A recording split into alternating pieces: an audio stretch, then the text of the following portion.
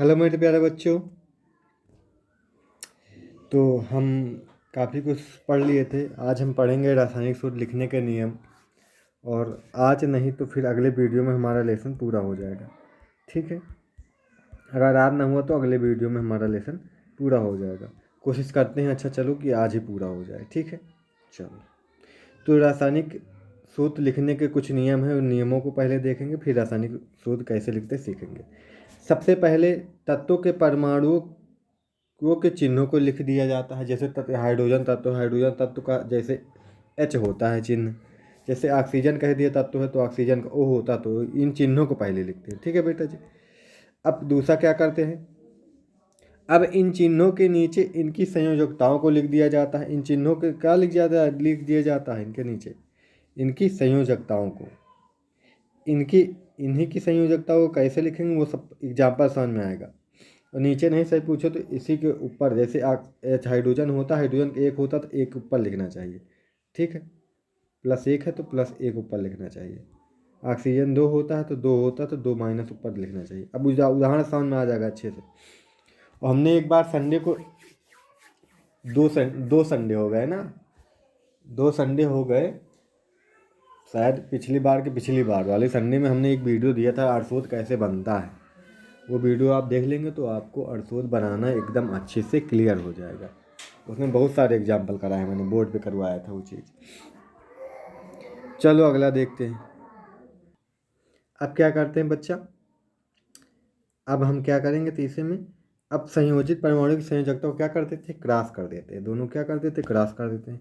फिर क्या करते, इससे इससे क्रॉस करने क्या होता है, दूसरे परमाणु पहले परमाणु के और पहला परमाणु दूसरे परमाणु की संयोजकता ग्रहण कर लेता है। इसी संयोजकताओं को क्रॉस को क्या क्या कहते हैं, रासायनिक सूत्र कहते हैं। यही रासायनिक सूत्र हमारा तैयार होगा। उदाहरण द्वारा देखते हैं। ठीक है, एच पहले एच लिख दिए, एच लिख दिए। एच की संयोजकता एक तो एक लिख दिए। एस सल्फर की संयोजकता दो तो दो लिख दिए। अब क्रॉस कर दिया ऐसे, ये यहाँ पे दो होगा। अच्छा सॉरी, यहाँ पे क्या होगा, दो होगा। ठीक है, यहाँ पे क्या होगा, दो होगा। अब क्रॉस लगा दे, क्या बन जाएगा, H2 हो जाएगा और S1 हो जाएगा। S1 तो S तो 1 है ही, तो S1 चाहे लिखो चाहे ना लिखो, ये होता है। समझे, यही काम हुआ है, ये बन गया है, यही अणुसूत्र है। समझे, इसका नाम क्या है, हाइड्रोजन सल्फाइड। हाइड्रोजन सल्फाइड, समझ गए। और ऐसे भी लिख सकते हैं हम, जैसे हाइड्रोजन को होता है वह, अब यहाँ पे प्लस माइनस से कोई लफड़ा नहीं, यहाँ पे प्लस माइनस से कोई मतलब नहीं रहता है, इसलिए ऐसे लिखते नहीं। तो हाइड्रोजन की जैसे संयोजकता वो एक होती है, सल्फर की जैसे -2 होती है। तो ऐसे भी कर सकते हैं क्रॉस मल्टीप्लाई। ठीक है, इस वाली किसकी आज यहाँ पे आ जाएगी, 2 आ जाएगा, सल्फर का यस यहाँ पे आ जाएगा। ये ऐसे भी कौन सा हो सकता है, ये भी तरीका सही, ये भी सही है। ठीक है, लेकिन यहाँ पे माइनस प्लस से कोई मतलब नहीं कि माइनस है तो -2 आएगा, -2 है तो +1 है तो +1 आएगा, ऐसा कोई लफड़ा नहीं है। ठीक है, सिर्फ संख्या आएगी यहाँ पे, चिन्ह नहीं आता यहाँ पे कोई। ठीक है, अगला जैसे कार्बन CO का है, कार्बन की संयोजकता 4 होती है, ऑक्सीजन की 2 होती है। अब संयोजकता कैसे आती है, ये प्लीज़ आप संडे वाला वीडियो देख ली बेटा। ये इसके लिए इलेक्ट्रॉनिक विन्यास आना चाहिए, इलेक्ट्रॉनिक विन्यास आना चाहिए तो संयोजकता निकलेगी। अच्छा समझे, इसलिए वो वीडियो देख लेंगे तो आपको ज़्यादा समझ में आ जाएगा। इसलिए बोलता हूँ, जिसने ना देखा वो वाला वीडियो देख लेंगे। अगर ना मिला हो तो मुझसे मांग लो, मैं दे दूँगा उस वीडियो को। ठीक है, फिर देख लेना। बस क्रॉस कर देंगे तो ये बन जाएगा C2H4। इसको ऐसे CO2 भी लिख सकते हैं, 2 से भाग दे दो दोनों पे। इसे कार्बन डाइऑक्साइड बोलते हैं। HCl एक एक होती थी, HCl ही बन जाता है, हाइड्रोक्लोरिक अम्ल बोलते हैं। CCl4 बन जाता है, इसे कार्बन टेट्राक्लोराइड। MgCl2 बन जाता है, ये Mg की 2 संयोजकता होती है, इसलिए मैग्नीशियम क्लोराइड इसको बोलते हैं। ये सारे उदाहरण लिख लेना आप लोग, समझ गए, आप समझ में आ गया होगा। चलो अब आयन के रूप में हो तो देखो क्या बोलता है। आयन एक परमाणु या परमाणुओं का समूह होता है जिस पर कुछ आवेश धनात्मक या ऋणात्मक अवश्य उपस्थित रहता है। चाहे धन हो चाहे ऋण हो, कुछ ना कुछ मात्रा में आवेश अवश्य होता है, उसे क्या कहते हैं, आयन। ये सब धनावेशित हैं, ये सब ऋणावेशित होने का मतलब इन्होंने इलेक्ट्रॉन लिया है, धनावेशित होने का मतलब इन्होंने इलेक्ट्रॉन को त्यागा है। समझिए, जितना माइनस है उतना इलेक्ट्रॉन लिया गया है, जितना प्लस है उतना ही इलेक्ट्रॉन त्यागा गया है। एक प्लस है तो एक इलेक्ट्रॉन त्यागा है, जैसे सोडियम ने, पोटेशियम ने भी एक इलेक्ट्रॉन त्यागा, कैल्शियम में 2 त्यागा है, एल्युमिनियम में 3 त्यागा है। समझे, SO4 में तो माइनस है, SO4 ने कितने इलेक्ट्रॉन लिए हैं? 2 इलेक्ट्रॉन। समझिए, आयन है, सरल आयन होता है, सरल आयन से आवेशित परमाणु बनता है, जैसे कि ये, ठीक है। मैग्नीशियम आयन, ये Na होगा, यहाँ पे N होगा। Na प्लस किसको सोडियम आयन बोलते हैं। ये क्लोराइड आयन है, एल्युमिनियम आयन है। ये सब आवेशित परमाणुओं के समूह हैं। ये समूह पर भी आवेश हो सकता है। NH4 पे 1 प्लस होता है। अब NH4 पे कैसे प्लस होता है? CO3 पे 2 माइनस होते हैं। कैसे होते हैं 2 माइनस, कैसे होता है 1 प्लस? ये समझना तो वो वीडियो देख लो, पूरा एकदम क्रिस्टल क्लियर हो जाएगा, मज़ा आ जाएगी आपको। समझे? वीडियो ना देखा होगा और ना मिले तो मुझसे मांग लेना, एक बार फ़ोन कर लेना, चाहे मैसेज कर देना, हम दे देंगे। समझ आ गया भाई? इनको लिख लेना आप। अब आयनिक यौगिकों का सूत्र कैसे लिखते हैं? अब यहाँ पे हमने पहले ही बता दिया, संख्या से कोई लफड़ा नहीं होता। आयनिक होने का मतलब ये है कि ये जलीय विलयन में अपने आयन में टूट जाएंगे। जैसे सोडियम कार्बोनेट है, इसमें जल में मिला देंगे तो ये सोडियम Na प्लस और CO3 2 माइनस इसमें टूट जाएगा। ये फिर जो ये आयन है ना, इसमें माइनस प्लस वाले ये आयन में टूट जाएगा। अब माइनस सूत्र में, सूत्र में माइनस लिखते नहीं है रासायनिक सूत्र में, ठीक है, इतना याद रखना। समझ आ गई बात बेटा जी? ये उदाहरण भी आप लोग लिख लेंगे, ठीक है। एल्युमिनियम, इसकी संयोजकता +3 है, ये +3 देता है, ये -2 देता है, तो बस इसकी संयोजकता इस पर एल्युमिनियम चली जाएगी और +3 SO3 पे चले जाएगी, Al2 हो जाएगा। और SO4 पे किसकी संयोजकता? एल्युमिनियम का आ जाएगी, 3 आ जाएगा, ये बन जाएगा। ये सब हमने बताया है कैसे बनते हैं, ठीक है। वो वीडियो देखो, बड़ा मस्त वीडियो है। चलो अब देखते हैं मोलर द्रव्यमान। क्या देखते हैं? मोलर द्रव्यमान। बस ख़त्म है रिलेशन में, ख़त्म ही है बेटा जी।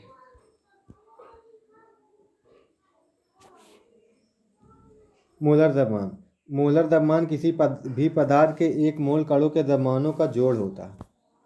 1 मोल कण में जितने द्रव्यमान होता है वो सबका जोड़ होता है। 1 मोल पदार्थ के कणों का द्रव्यमान, मोलर द्रव्यमान बराबर इतने परमाणु का द्रव्यमान।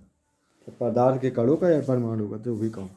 हाइड्रोजन का द्रव्यमान क्या होता है? 1 U, AMU भी बोलते हैं इसे, जबकि इसका मोलर द्रव्यमान 1 ग्राम प्रति मोल होता है। समझे? मोलर द्रव्यमान ये होता है और द्रव्यमान ये होता है, अंतर समझो। नाइट्रोजन का द्रव्यमान 14 U होता है, जबकि इसका मोलर द्रव्यमान 14 ग्राम प्रति मोल।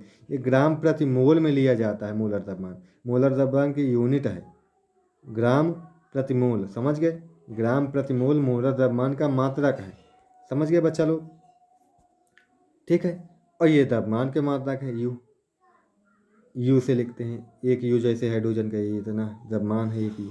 इसे U, अब U से लिखते हैं, पहले इसको AMU से लिखते थे। ये मतलब एटॉमिक, M मतलब मास, U मतलब यूनिट, एटॉमिक मास यूनिट लिखते थे। सल्फर का मोलर द्रव्यमान ये हो, देखो, एक का होता है सल्फर कितना?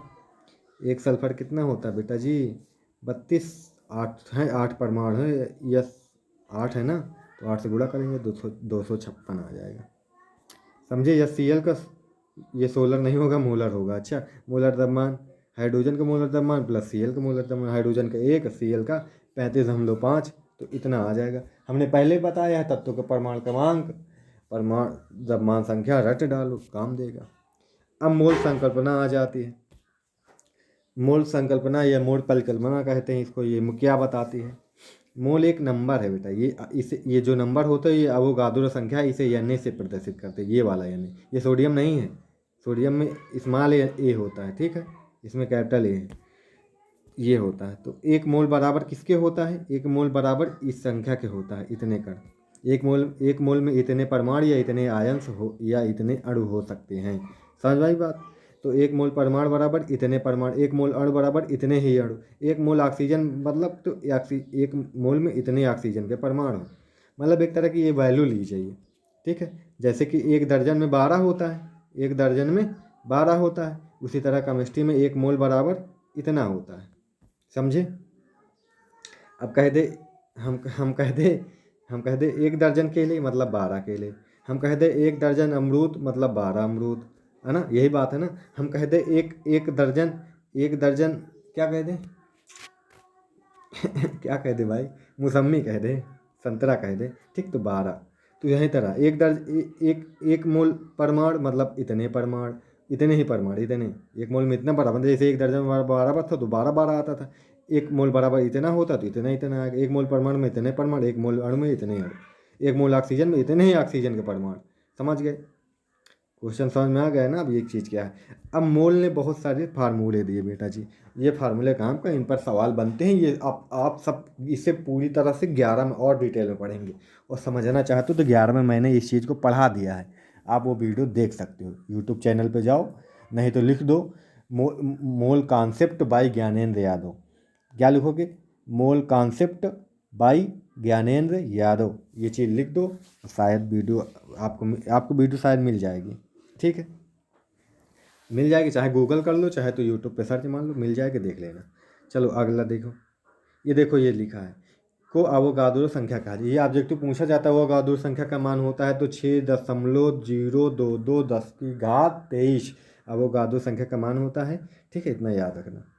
ठीक, अब महत्वपूर्ण मोलों की संख्या एम से प्रदर्शित करते हैं। दिया गया द्रव्यमान, जो द्रव्यमान होगा बटे मोलर द्रव्यमान, दिया गया द्रव्यमान को स्मॉल एम से, मोलर द्रव्यमान को कैपिटल एम से प्रदर्शित करते हैं। एक ये सूत्र होता है, एक ये हो, दिए गए कणों की संख्या बटे अवोगाद्रो संख्या।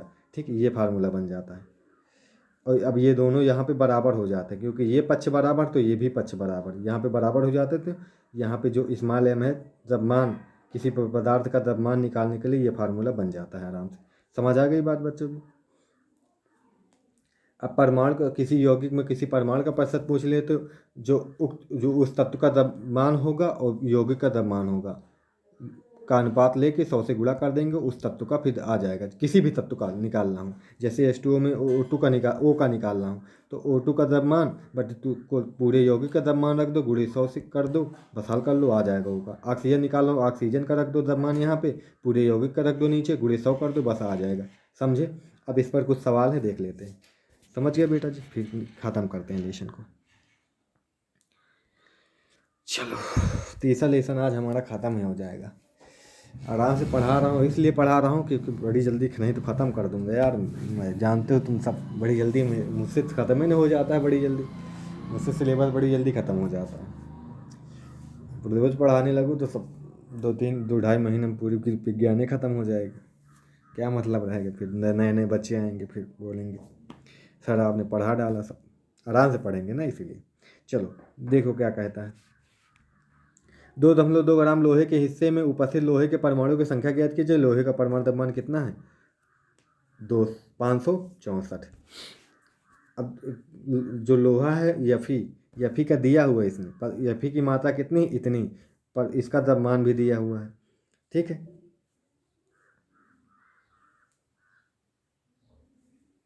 अब आगे देखो। एक मोल लोहा में इतने ग्राम, एक मोल लोहा में इतने ग्राम, ग्राम में प्रयोग परमाणु का द्रव्यमान। ठीक है, एक मोल लोहा में इतने लोहे के परमाणु होते हैं, तो 56 में कितने लोहे के, 56 ग्राम लोहा में कितने? जब एक मोल लोहा इतने के बराबर है तो इतने ग्राम इतने के बराबर हो जाएगा। ठीक, इतने ग्राम लोहा के लिए एक का निकाल के 2.8 से गुणा कर दो, यही चीज़ है। समझे भाई? 1 ग्राम का निकाल लो और 2.8 ग्राम निकालने का 2.8 से गुणा कर दो। ठीक है, अब 56 ग्राम लोहे का इतने परमाणु हैं, तो एक का निकालने के लिए 56 से इसमें भाग दे दोगे, इसी संख्या में 2.8 का निकालेंगे, 2.8 से गुणा कर दोगे। समझ गए आप लोग? चलो अगला देखो। यदि किसी पदार्थ के एक अणु का द्रव्यमान, वीडियो फिर से देख लेना पीछे करके, अच्छा फिर समझ लेना। ठीक है, 2-3 बार देखोगे समझ में आ जाता है। यदि किसी पदार्थ के एक अणु का द्रव्यमान इतना है, अणु का द्रव्यमान इतना है, इसके पदार्थ के लिए मोलर द्रव्यमान ज्ञात करना है। अणु का द्रव्यमान दिया है इतना, तो पदार्थ के एक अणु का द्रव्यमान दिया हुआ है। ठीक है, हमें पता है इतने अणुओं का द्रव्यमान क्या होगा, इतना, और जितना दिया हो इतना हो जाएगा गुणा। ठीक है, तो कितना आ जाएगा, इसको सॉल्व कर लेंगे तो 32 ग्राम। कितना आ जाएगा? 32 ग्राम।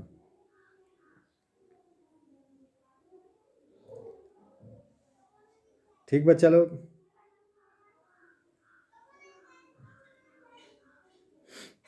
ये समझ में आया कि नहीं? एक अणु का द्रव्यमान दिया हुआ है भाई। ठीक है। इसका मोलर द्रव्यमान पूछता है, तो हमें पता है अणु कितने होंगे एक में। हाँ, इसमें कितने अणु की कुल संख्या इतनी ही तो होगी। कुल का निकालने के लिए एक का दिया हुआ है, पूरे अणुओं की संख्या से गुणा कर देंगे तो कुल आ जाएगा।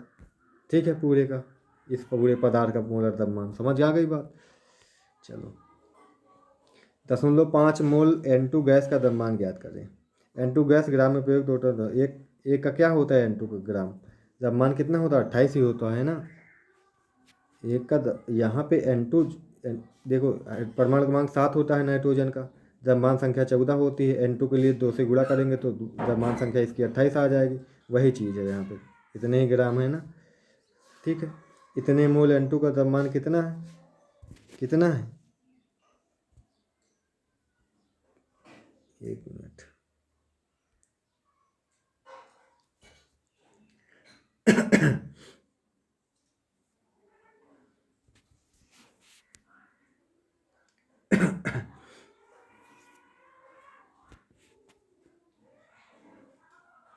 हाँ, एक मोल इतने निकालने हैं, आधे मोल का निकालना है। ठीक है, एक मोल का 28 ग्राम है, तो आधे मोल का कितना हो जाएगा, 14 ग्राम हो जाएगा। समझ आ गई बात। आधे मोल को 1/2 ही लिख सकते हैं। 1 मोल बराबर इतना, तो 1/2 मोल बराबर ये भाग हो जाएगा इससे। अच्छा, ठीक है, समझ गए ना। चलो ठीक है, 1 मोल बराबर 28 है, तो आधा मोल बराबर कितना होगा, हाँ, इसका भी आधा हो जाएगा। अब 2 से समझ लो, दोनों तरफ भाग कर रहे हैं, तो 1/2 28 हो जाएगा, तो 14 आ जाएगा। समझे, आगे चलो। आखिरी सवाल, 8 ग्राम O2 में इसकी परमाणु की संख्या, 8 ग्राम O2 में इसके अणुओं की संख्या, किसकी संख्या, अणुओं में इसकी संख्या बताओ। 8 ग्राम हमने ऑक्सीजन लिया है, तो इसमें अणु कितने होंगे, ये चीज़ पूछ रहा है। हमें पता है ग्राम में प्रयुक्त O2 का मोलर द्रव्यमान इतने अणु होते हैं। ठीक है, अब क्या O2 का यहाँ पे कितना ग्राम है, O2 है, ये O2 है। जैसे O2 ले लिए हम, तो ये कितने ग्राम है, ये 32 ग्राम बेटा। O का एक कितना ग्राम होता है, 16 के। द्रव्यमान संख्या कितनी होती है, 16 ग्राम की। ठीक है, ग्राम प्रति मोल ही तो लेते हैं वैल्यू। और O2 है तो 16 दूने 32 हो जाएगा। 32 के लिए इतने अणु होते हैं। तो 8 को करने के लिए क्या करेंगे, इसमें 8 करने के लिए क्या करेंगे भाई, 1 का निकाल लो चाहे तो तुम। 1 का निकालोगे तो 1 ग्राम O2 बराबर कितना आएगा, 6.022 गुणे 10 की घात 23 बटे 32 से भाग आ जाएगा। अब 8 का निकालने के लिए इधर भी 8 से गुणा कर दो, इधर भी 8 से गुणा कर दो। ठीक है, 8 का नंबर 8 चौक 32। अब 4 से इसको काट लो, जितना आ जाएगा उतना आ जाएगा। समझ आ गई बात, आ गई समझ। नहीं तो इस समीकरण में इधर से 4 से भाग कर दो, इधर भी 4 से भाग कर दो। 4 4 × 32 8 बराबर, इधर से भी 8 से कट जाएगा, इतना ही आ जाएगा। समझ गए, तो हमारा ये लेसन फिनिश हो गया। ठीक है बच्चे लोग, फिर मंडे से शुरू करेंगे शायद हम, या फिर दे दूंगा मैं एक दिन छोड़ के वीडियो। ठीक है, अगला। ठीक है, फिर चलते हैं फिर।